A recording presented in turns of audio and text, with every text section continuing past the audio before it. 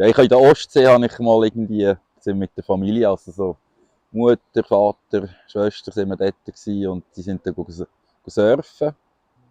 Und ich wollte nicht surfen und dann habe ich dort Open Water gemacht, genau. Und dann habe ich, ja, dann habe ich in der Schweiz dann auch getaucht. Tauchtreff Zug war das. Ich bin irgendwie, was ist 2007, 2008, bin ich an einem Geburtstag von einem Kollegen von uns, der hat den 30. gehabt. Die haben ein grosses Fest gehabt. Sein Vater war schon Tauchlehrer und der Burki hat kaum mehr laufen, war mit dem Vater unter Wasser gewesen. Und der war aber Tauchlehrer und dann haben wir uns so ein bisschen angeschaut und nach dem zweiten, dritten Bier sind wir so ein bisschen ins Gespräch gekommen und einen Tag später haben wir das Buch für den OWD, sind wir dann abholen bei ihm. Ja, und dann haben wir dann den OWD gestartet, 2008 und seitdem eigentlich immer dran geblieben, hauptsächlich am Anfang im Zürichsee, wo wir ein Brevet hatten, sind wir Zugersee, Vierwaldstättersee. Ist dann weitergegangen bis zum Tauchlehrer. Irgendwann dann den Schritt gewagt, eine eigene Tauchschule zu machen, wo ich jetzt eine kleine eigene betreibe.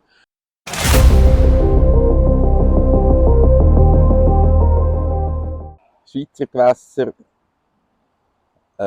Was mich fasziniert, ist immer so ein bisschen in der Serie so der Jahreszyklus. Oder? Also du hast ja wirklich so ein bisschen in allen 4, also so Frühling, Sommer, Herbst, Winter, kannst du am gleichen Platz tauchen und es ist eigentlich wieder anders. Das ist etwas, was mich sehr fasziniert. Dann ist es natürlich auch einfach, ja, am 4 oben, wenn man 4 oben hat, schnell können an See fahren und schnell einen Tauchgang machen, das ist lässig. Dann, ja, einfach an die Nähe, ja, denke ich, das ist das, wo, eben, ich muss nicht jetzt, weiss, die Guckerwanne fliegen. Ich kann das genau auch hier machen und das ist genauso faszinierend, ja.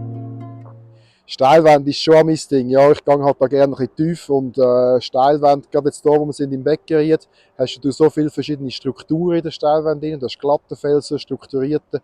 Das ist schon lässig, wenn du einfach halt in der Wand am Klettern bist ohne Seile. Das ist schon cool.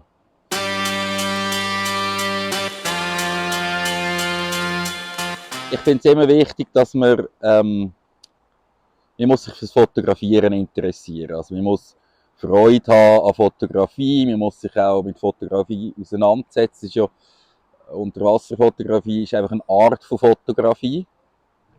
Und bei mir hat das eigentlich schon früher, ich habe immer also, eine Kamera gehabt und Fotos in den Ferien und dann habe ich dann eigentlich recht schnell, bin ich dann, als ich meinen OWD hatte, habe ich eigentlich recht schnell schon eine Kamera gehabt, genau. Ja, ich habe sehr klein angefangen. Also ich habe zuerst so, oder respektive mein bester Buddy, der hat sich eine Kamera gekauft, so eine kleine. Und im Meer, und dann habe ich das Gefühl, also, ja, jetzt muss ich wieder warten, weil er 20 Minuten ein Schneckli fotografiert. Und dann eine Ferien später habe ich dann auch so eine kleine Kompaktkamera gehabt, so eine Sony Cybershot, die wahnsinnig gute Bilder gemacht hat, eben nicht. Und dann nachher hast du die mal mitgenommen in die Ferien, mit der Taschenlampe ein bisschen geschafft und dann auch Tauchtreff Zug beim Hans Caprese einen Blitz gemietet für die ersten Ferien. Und dann mal einen eigenen gekauft und dann mein Kollege hat dann eine grössere gehabt. Irgendwann hat er wieder aufgerüstet auf eine Grösse und ich konnte seine können übernehmen. Und so ist das nach hat sich das eingesteigert und jetzt bin ich wieder vor dem finanziellen Dilemma, dass ich jetzt etwas Grösseres möchte haben und so die Kategorie, die er hat und ja. Leider sind die Ausgaben zu gross für neue Sachen zu kaufen, als das ist, aber hey, wenn jetzt irgendeiner so von Sony oder so zuschaut und uns möchte eine Kamera sponsern, dürfen es gerne.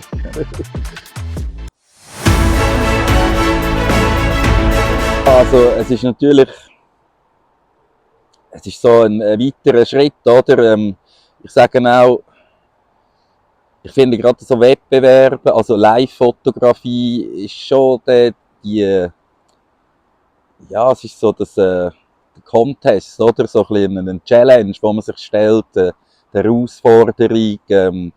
Das ist das, wo mich sehr motiviert. Ja. Genau. Also ich habe die Nikon Z8 dabei und wir werden mich eigentlich auf zwei Objektive beschränken, also 60 mm Makro und Weitwinkel 8 bis 15 mm.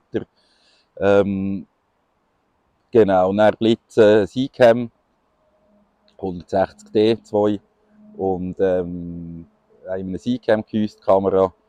Und dann haben wir Minigear Lampen dabei. Ich habe eine und du hast jetzt ja auch eine gekauft. beim Ingma Pictures kann man die beziehen. Das sind lässige Lampen. Man kann mit Farben arbeiten. Ich kann sie aber auch als Nutlampen brauchen. Das ist eigentlich unsere Ausrüstung und ich denke auch, es ist manchmal ist weniger ist mehr, oder?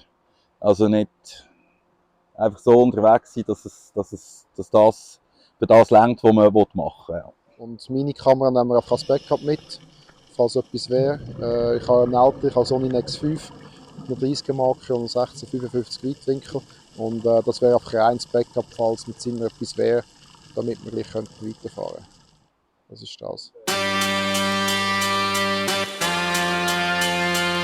Also es gibt eben Weitwinkel, das ist einfach klassisch, dass man halt einen Bereich, meistens ist es irgendein Riff oder irgendeine Kante oder so, tut, ausleuchten, vielleicht auch mit Fischen im Hintergrund.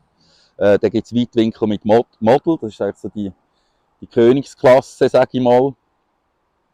Also der ist, ja genau, der ist irgendwann mit einem Bild innen, also man tut meistens irgendein Motiv hat man, oder? Und da ist irgendwann mit einem Taucher oder eine Taucherin, das ist jetzt halt ein Taucher, genau, der im Bild innen. Aber das haben wir jetzt gerade heute noch trainiert, das ist sehr anspruchsvoll, man muss dort wirklich miteinander kommunizieren, das muss funktionieren, genau. Dann gibt es den Close-Up, also klassisch Makro-Geschichte. Dann gibt es das Thema, das ist das mal der Grupper da, also der Zackerbarsch, den sie ja da auf dem Logo haben. Dann kreativ, dort ist eigentlich, kannst du machen, was du willst. Dann das Thema Fisch, was haben wir noch? Handy wäre noch eins, aber Handy, genau. Den starten wir nicht. Du bist ja sehr limitiert, du darfst pro Tag nicht mehr als 300 Fotos machen. Also das heisst, du musst, respektive er muss einkalkulieren, wie viel tut er beim ersten Tag fotografieren. Wenn wir jetzt Objekte haben, die super stark sind, kann man vielleicht pokern, dass er 180 Fotos macht, weil du darfst nicht löschen. Wenn wir aber im zweiten Tag noch das besser haben, sind wir halt einfach nach 80 Fotos beschränkt, weil alles, was eine Bearbeitung ist, musst du unter Wasser machen und das ergibt dann wieder ein neues Foto. Das heisst, wenn du rauskommst und mehr Fotos hast, kannst du disqualifiziert werden. Plus die ganzen Prozedere. Du hast gesagt, gerade die 90 Minuten, ja, aber wir dürfen nicht tiefer als 50 Bar kommen, dürfen nicht tiefer als 30 Meter sein, du musst mindestens 3 Minuten Sicherheitsstopp auf 5 Meter haben. Das sind alles so Protokollsachen, die überprüft werden. Und wenn er am Schluss wir haben abgemacht, ab wann dass wir den Cut machen in der Zeit rein, wo er anfängt, Fotos anschauen, sichten, bearbeiten. In dieser Zeit schaue ich auf die Höhe, haben wir das, machen den Sicherheitsstopp, kontrollieren seinen Computer, meinen Computer, fangen an, Protokoll kontrollieren, haben wir alles und so. Und dann nachher sind wir dann dran, oder? Und dann unter Wasser noch absprechen, haben wir es oder haben wir es nicht. Und wenn wir sagen, ja, es ist gut, dann gehen wir rauf und dann beenden wir das, oder? Und sobald du den Kopf über Wasser hast, darfst du nichts mehr an der Kamera machen. Die Challenge ist gross. Ja, nichts berühren. Also weder mit den Händen noch mit den Flossen und den Knündeln. Kein Tier hin und her scheuchen. Immer den nötigen Abstand zu den Tieren und zu der Fauna haben. Fauna, Flora. Dann die ganzen Protokollsachen. Das ist sicher das, die Abläufe, oder? Dass wir das im Griff haben. Ja. Sobald wir draußen sind und am Trocknen sind, gibst du die Speicherkarten ab. Dann gibt es eine Sicherungskopie. Dann kommst du sie wieder rüber an einem gewissen Zeitpunkt, wo du kannst deine Fotos sichten, um zu schauen, was reichst du ein. Und die dürfen nicht mehr verändert werden, sonst bist du disqualifiziert.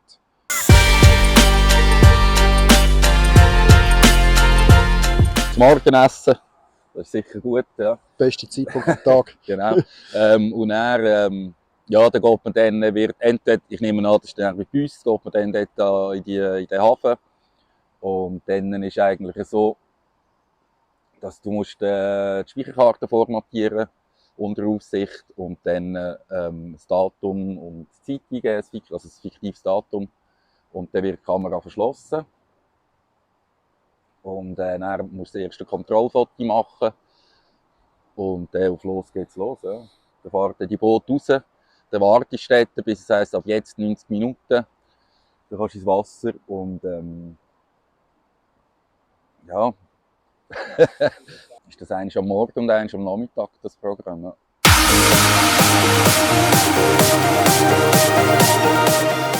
Ja, aber an diesen Tagen wahrscheinlich eher weniger. Aber das kommt sicher nicht zu kurz. Das werden wir sicher auch etwa die machen, aber alle Competition Days sind schon ein bisschen... Ja, also mir ist auch, es ist schon Anspannung rum. Es ist auch ein bisschen müde und wichtig ist halt, dass wir uns ein bisschen erholen können.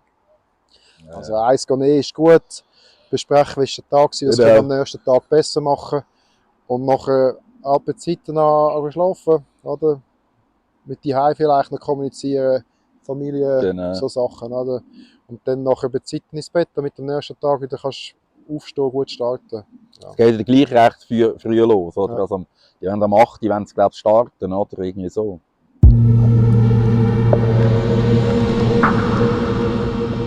Ich war ja schon dort, ich bin das ja schon mal ein bisschen rekognoszieren. Grundsätzlich, dass die Inseln, das sind so vorgelagerte Inseln dort im Lestargit, Mittelmeer, ja, ich tauche über Max 30, also maximal 30 Meter dürfen wir, werden wir alle gar nicht machen. Ja, das Ziel ist schon, dass wir oben arbeiten können, weil das natürliche Licht, wenn wir haben, nutzen. Ja, wenn du natürlich irgendwo eine Putzstation hast und dort siehst, dass die 5 Gruppen dort hocken, ja, dann müssen wir uns oben absprechen, wie wenn wir das Foto machen, gehen die auf die 25, ziehen es durch und gehen wieder rauf. Ja. Ja.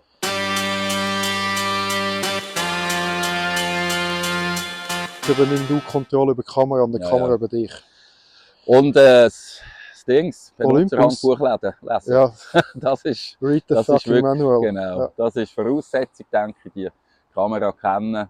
Und ja, und auch ganz gut ist sicher Kurs. Es gibt Unterwasserfotografie-Kurs. So Sachen machen wir viel im Internet. Ja, ich glaube so, das Overall Preis-Leistung momentan so Olympus TG7 ist gut dabei. Ja. Machst sehr starke Fotos. Du siehst an internationalen Contests, dass Leute vorne mitmachen, mit Zusatzbeleuchtung und so weiter. Du kannst nicht alle Einstellungen manuell treffen, kannst aber viel und die wichtigsten kannst machen.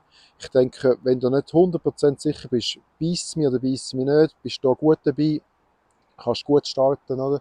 Gute Fotos machen und der Wiederverkaufswert ist auch anständig. Also, wenn du jetzt nach einem Jahr merkst, oh, das ist gar nicht meins, dann kannst du es noch weitergeben.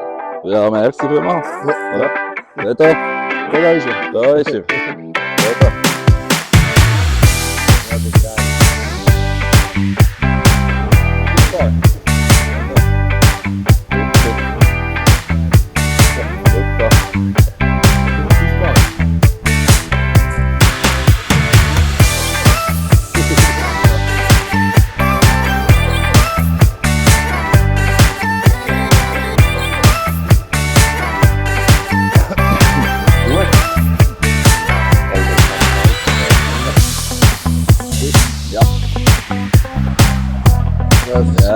Die Projekte, die Ja.